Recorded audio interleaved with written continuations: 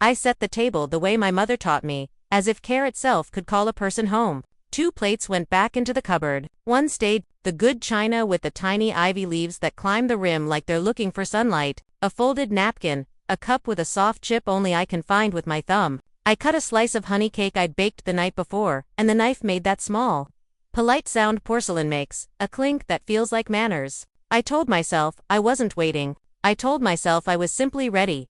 Mother's Day always makes the house louder with quiet. Walls breathe differently. The clock in the hallway clicks with a stubborn heart. I dusted the mantel twice, though it didn't need it, and straightened the photograph of my boy in his little league uniform with grass stains on his knees and a grin as wide as a summer window. He was all eyes then.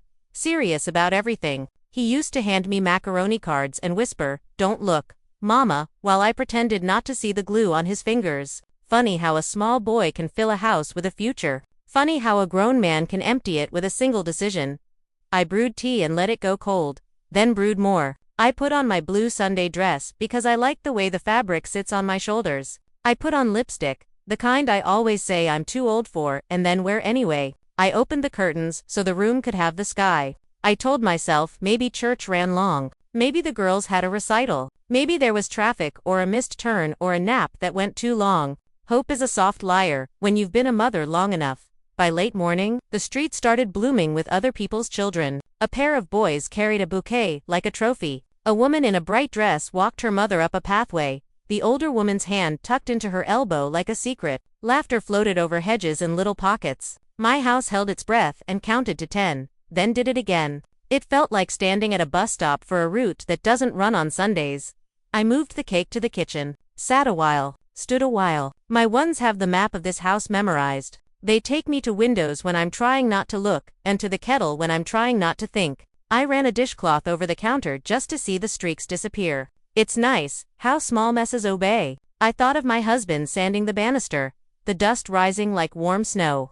The way he'd lean back and admire nothing at all, like it was everything. The house remembers those looks. Wood learns a person. When the knock came, it shook me like a small thunder. 3 short raps, brisk, working man polite. I smoothed my dress, smoothed my face, smoothed the tremor in my chest as if it could be pressed flat. On the porch stood a young man in a brown jacket, a courier bag slung across his body. Cheeks wint. He held a big insulated sack like a promise and a white envelope like a thin slice of moon. "Delivery for Carter," he said, reading off a label. "That's me," I said, which is true for a lot of Carters on this street, but truest in this doorway, in this blue dress, with this stubborn hope. "Sorry it's late," he added, though it wasn't, food in a packet. He passed me heat first, steam-wrathed, with rosemary and butter, then paper that seemed to weigh more than it should. His smile was a good one, worn, young, decent. I think of the boys I taught to tie their shoes. I think of the boys I scolded for climbing the fence. I think of my son at that age, jaw already learning to set like a gate. "Enjoy, ma'am," he said, and trotted back down the steps to his car, which cried a little when he started it. Inside, the kitchen greeted me like always, with its clean counter and the small window where the light gets trapped around 4 o'clock and turns the room honey. I set the warm bag down, ate one breath, ate another, then let the lid give beneath my fingers. The smell came like music. Chicken, stuffed with something green and mashed potatoes that still carried their steam, asparagus, slick and proud. The kind of meal you send when you want to say what your mouth won't. The containers were labeled for 3. I pretended it was a mistake that made sense. People make generous mistakes all the time. They drop the extra napkin into your takeout bag. They wave you through the 4-way stop. Surely this was the kind of mistake that still lands a person in kindness. I think of little girls with grass-smelling hands pressing fistfuls of clover into my pockets. I think of tiny fingers counting my rings like beads. I think of the first Mother's Day after I buried their grandfather and how my boy brought fried chicken in a greasy bucket and said, "We'll eat on the floor like a picnic," and we did. Knees creaking, hands shining. The grease stain stayed in the rug like a small oily moon that never learned how to set. That stain never bothered me. It meant joy had been messy here once. I am a woman made of stains I chose to keep. I opened the envelope because curiosity has always outrun my fear. It had weight, the way a decision has weight. The paper was quality stock, creamy and a little toothy under the fingertips. A smug sort of nice. There was a logo stamped at the top. a grove of trees rendered in gold so thin it nearly disappeared if you tilted it. It read like a greeting from money. Welcome to morning maple retreat. I read the first line twice. Then again, because words sometimes change when you're not looking. I waited for one to crack open and make a joke of itself. They did not. Welcome, resident, it said. My name followed. Full and correct. The sound of it made my heart fold a little, like it was being filed away. Beneath was a date I did not recognize, and a list of things that belonged to me without asking. The blood pressure numbers I monitor because I want to watch my grandchildren grow. The medications I line up like little brave soldiers. The allergy to sulfa drugs that almost stole me at 35 and never will again as long as I can remember. It knew things my own son forgets when he calls without listening. There was a payment method on the page. My bank. My account. The numbers so familiar, I felt myself counting them in my head before I was done seeing them on the paper. It is a strange thing to watch your life fit on a page. It is stranger still to see your life moved to a place you do not remember choosing. I sat. The chair took me in with a small wooden sigh. The refrigerator hummed like a warning buried in a song. Outside, someone's wind chimes traded gossip with the breeze. In the reflection on the oven door, I saw a woman holding a paper that called her by her name and asked her to give it away. The note was stuck to the top corner, the way you stick a reminder to the edge of a mirror so you won't forget your face. A square of yellow, the handwriting neat and hurried, like the writer had time but not patience. It said, *** packet for Doug to sign. Once it's official, she'll be moved by early summer. Finally, ***, finally, as if my life were a long overdue library book, and the fee had become embarrassing. I turned the page. Because I am a woman who always turns the page. Inside, floor plans and amenity lists that read like apologies wrapped in lavender, a walking path that circled a small ornamental pond, an activities calendar with watercolor butterflies. Tuesdays were for chair yoga, Thursdays for sing. Every room had a view. Every hallway had a rail. Every door could be opened by someone in a uniform who has never seen me laugh in my kitchen until I cry. They had a salon for pampering. They had memory care in the same print size as game night. They had an entire section about safety, like I was a burning candle in a room full of curtains.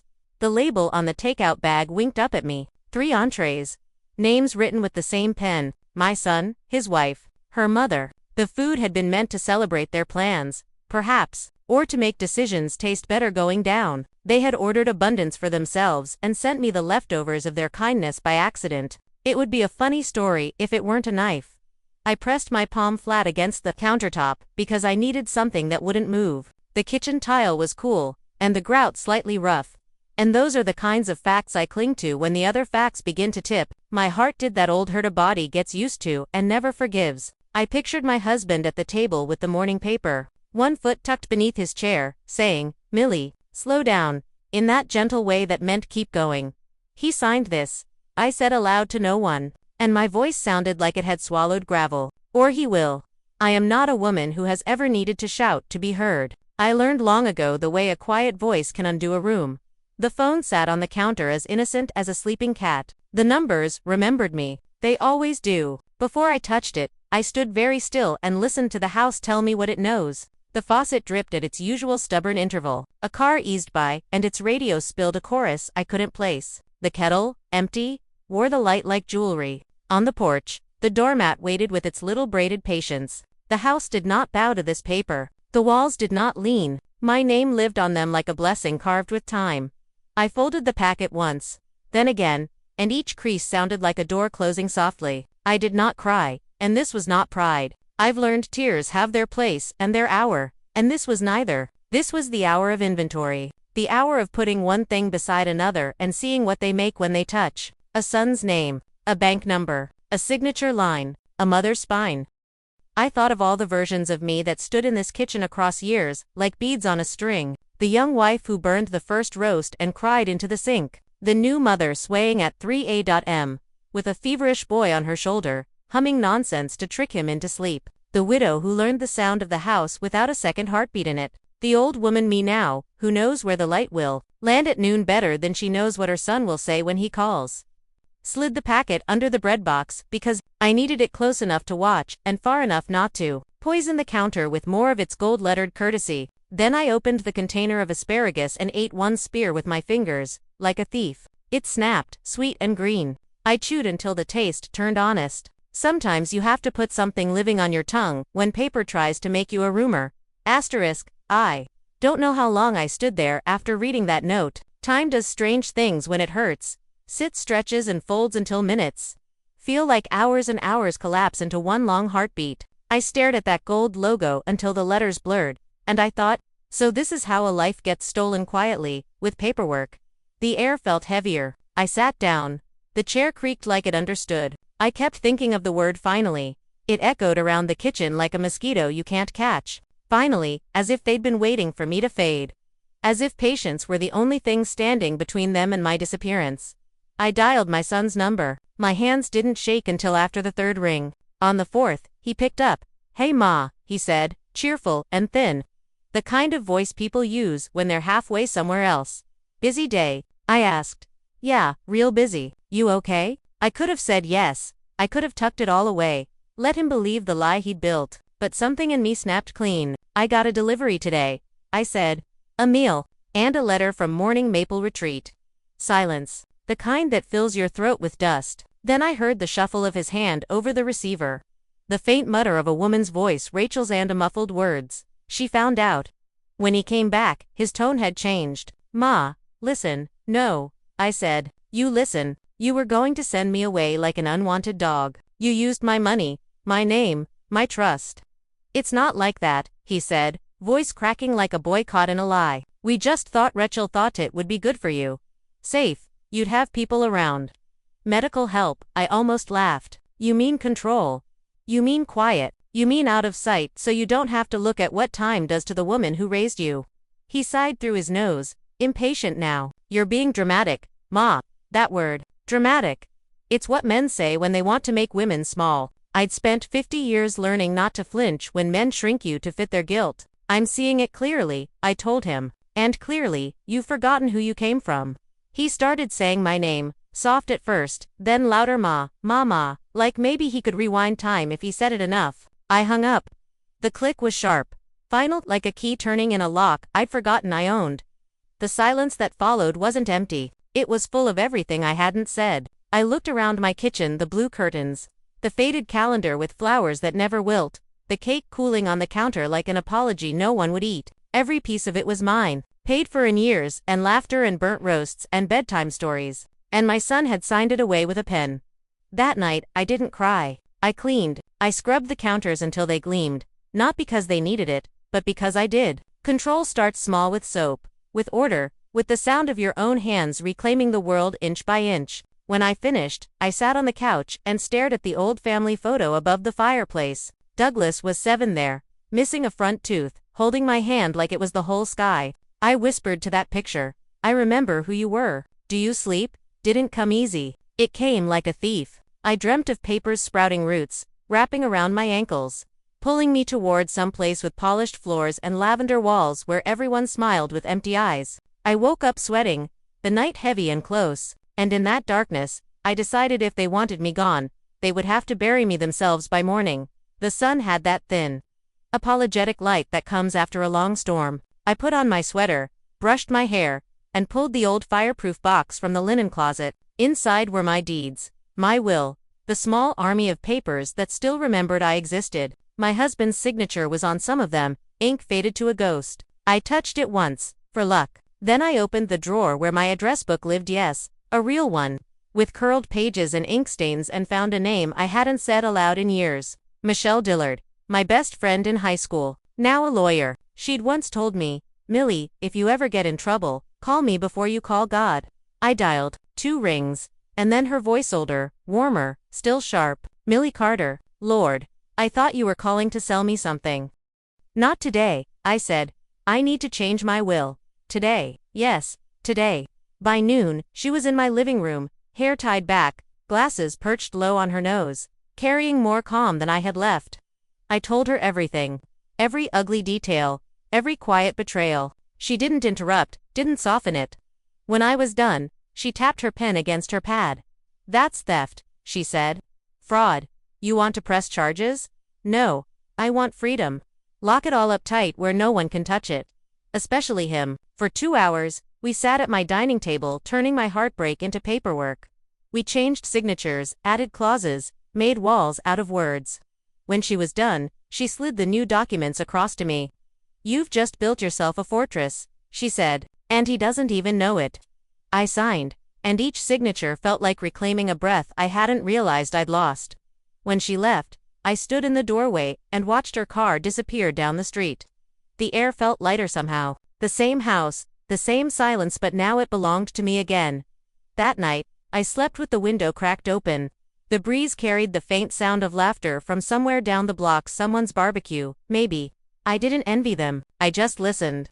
It reminded me that the world kept spinning, even when families stopped being kind. I told myself, let it spin. Let them talk. Let them plan. I was still here.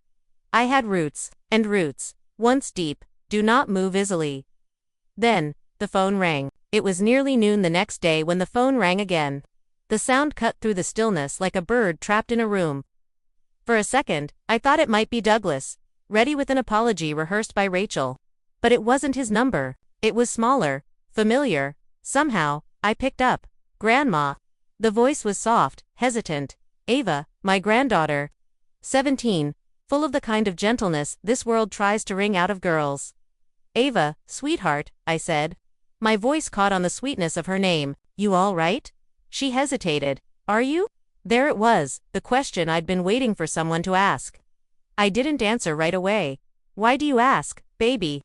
"I heard Mom and Dad fighting," she whispered. "Something about you. And a delivery. I don't know everything, but you sounded upset." I almost smiled. Even in that house of schemes and silence, her heart had found its way to me. "I found something they didn't mean for me to see," I said. "And I'm learning the truth about how they see me." The line was quiet. I heard her breathing. Then, so faint I almost missed it, she said, "I think I already knew." That broke something in me, not the way wood splits, but the way ice does. Clean, inevitable. "You can come by if you want," I told her. "Just you." "I will," she said. "Tomorrow." When I hung up, I sat for a long while just listening to the house breathe around me. Every sound felt alive: the tick of the clock, the hum of the fridge, the whisper of the curtains in the breeze. My home had been lonely yesterday, but now it felt like a witness. Like it knew something was coming back to life inside me.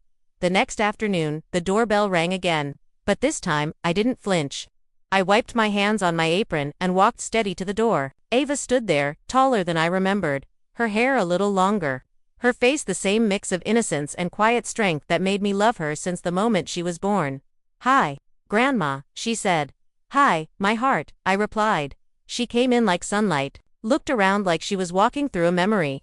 "It smells the same," she said softly, "like lemon and something sweet."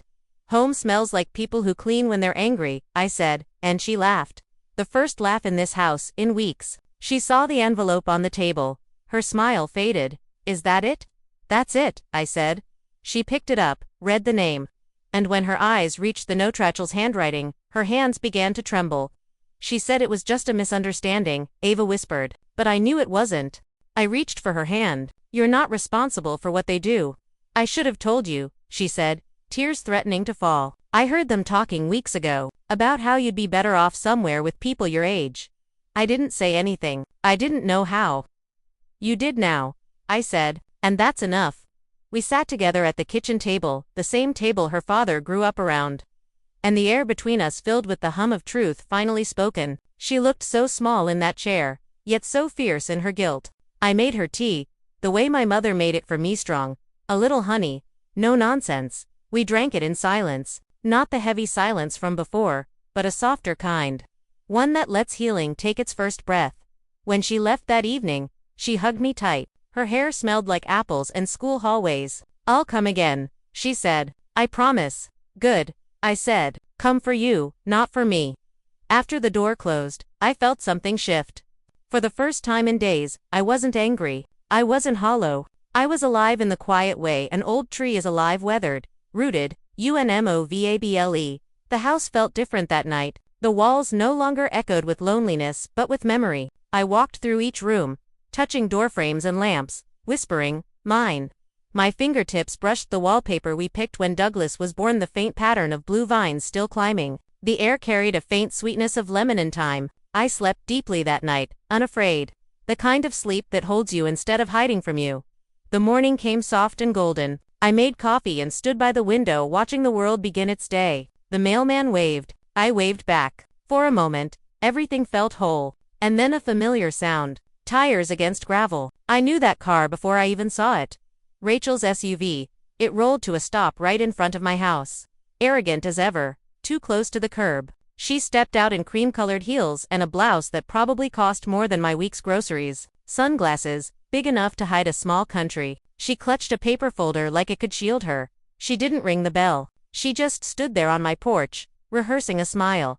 "Mildred," she said finally, voice sweet as poison, "can we talk?" "You've got 3 minutes," I told her, and sipped my coffee. Her smile twitched. "I think there's been a misunderstanding. Douglas and I were just trying to make sure you were safe. You forged my medical records," I interrupted, "and used my money. That was never our intention." "No," I said. "Your intention was comfort, wasn't it? For you. For him. Not for me." She blinked, startled by my calm. "We only wanted what's best." "What's best," I said, "is a choice I get to make. Not you. Not Douglas." The wind lifted the edge of her folder, and for a second, I saw the top of a printed brochure morning maple retreat. The same gold trees. The same false promise. "You had it all planned," I said quietly, "even down to the menu." Her face flushed. "You can't talk to me like that, I just did." The silence stretched between us, thick and electric. Then she straightened her shoulders, tried to recover. "Douglas is very upset. He said you've locked him out of your accounts." "I have," I said. "And the will. And the deed. And the trust. Everything that used to be his to tamper with is now mine again." "You can't do that without telling him," she snapped. "I can," I said. And I did. Her jaw tightened. "You'll regret this." "No," I said, setting my cup down. "But you might." For a moment, her eyes flickered on disbelief, something like fear. Then she turned sharply, heels clicking like gunshots against the porch steps. The SUV door slammed, and she drove off, faster than she should have. Like the house itself might chase her down. When she disappeared around the corner, I exhaled, long and slow. The breeze moved through the garden, soft as forgiveness. I felt the first true peace I'd had in years. That afternoon, I called Michelle again. "It's done," I said. "Send a letter to that facility morning maple retreat. Tell them the resident they tried to steal is still living exactly where she belongs." She laughed on the other end, low and proud. "Millie," she said, "you always did know how to make a point." "I just learned to stop making excuses," I said. That night, I watched the sunset from my porch. The sky bled orange and violet, the same colors, my husband used to say, looked like old hymns. I sat there until the crickets began their choir and thought about how easy it is to be erased. When you start believing you deserve to be forgotten, anymore. I was done being invisible. 2 mornings later, I heard a soft knock at the door, not the kind that demands, but the kind that hopes. I opened it and there she was again, Ava holding a bouquet of daffodils. Their stems still wet, petals trembling like they weren't used to being out in the world. "From behind the school," she said. "Don't tell the gardener." "I won't," I smiled, stepping aside. "Come in, sweetheart." She walked in, the way sunlight does through an open curtain. No hesitation. No apology. Just warmth. She sat at the table, right where her father used to sit when he was small, swinging his legs too short for the floor. "Mom's furious," she said quietly. "She told Dad you turned everything over to a lawyer." "She's right," I said. "But that's not what's making her angry. What really burns her is that I did it before she could." Ava bit her lip to hide a smile. "She's been saying you'll regret it." "Maybe I will," I said, "but I'll do it on my own terms, not hers."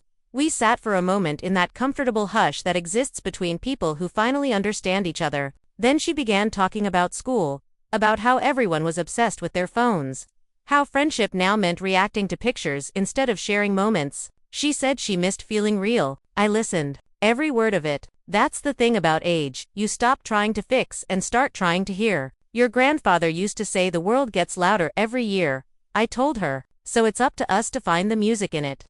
She looked up, curious. "How'd he do that?" "He planted tomatoes," I said, laughing softly. "Talked to them like they were his old army friends. Swore they listened better than most people." She smiled wide then. That same crooked grin Douglas had when he was her age. "I wish I'd met him," she whispered. "You have," I said. "He's in your stubbornness."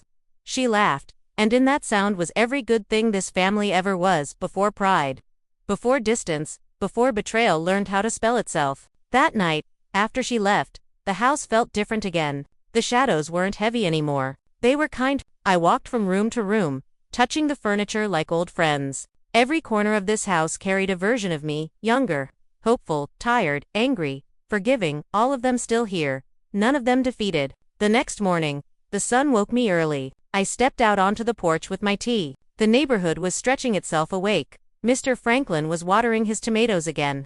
A woman jogged past with her dog tugging impatiently on the leash. It all felt beautifully ordinary. Then I heard it. The familiar rattle of an old engine that coughed before it spoke. I turned my head and saw it, Douglas's sedan pulling into the driveway. Slower than usual, as if the car itself wasn't sure it should be here. My heart didn't race. It just settled, like it had been waiting for this last storm. He got out, no suit, no swagger, just khakis, a wrinkled polo, and a face that looked like it had spent a few nights losing sleep. He stopped at the bottom of the porch steps. "Ma," he said quietly, "can we talk?" "You've been talking plenty, Doug," I said. "Just not to me." He nodded, eyes down. "I didn't mean to hurt you." "Yes, you did," I said. "You just didn't mean to get caught." He flinched, then sighed, like a man trying to lift the weight of his own excuses. "Rachel pushed it. She said you were forgetting things. She said it wasn't safe for you to live alone." What did I forget? Douglas. My PIN code. My house key. The son I raised. He winced. "It wasn't like that. I was scared. We've got the kids, the house, the bills. It's a lot. I thought maybe you thought maybe your life would be easier if mine were somewhere quiet and contained." I said. "Don't pretty it up." He rubbed his eyes, voice breaking a little. "I'm sorry." I looked at him for a long moment. Not the man. The boy. The one who used to build pillow forts in the living room and beg me to read. Just one more story. Somewhere between then and now, that boy had learned the art of selfishness from the wrong teacher. "I don't hate you," I said softly, "but I don't trust you either." He nodded. "I deserve that." He reached into his pocket and pulled out an envelope. "I brought this. It's from Ava." That caught me off guard. From Ava. He handed it to me and stepped back, like he was afraid of the air between us. I opened it. Inside was a small handwritten note, her letters curling and unsure. Asterisk, "Dear Grandma, I know things have been hard, and I'm sorry I didn't speak up sooner. I heard them planning. I wanted to tell you, but I was scared. I'm not scared anymore. You're the only one who ever makes me feel seen. I love you, and I'm proud of you. Please don't forget that. Ava." Asterisk. I folded the letter slowly and met his eyes. "She's a better person than both of us," I said.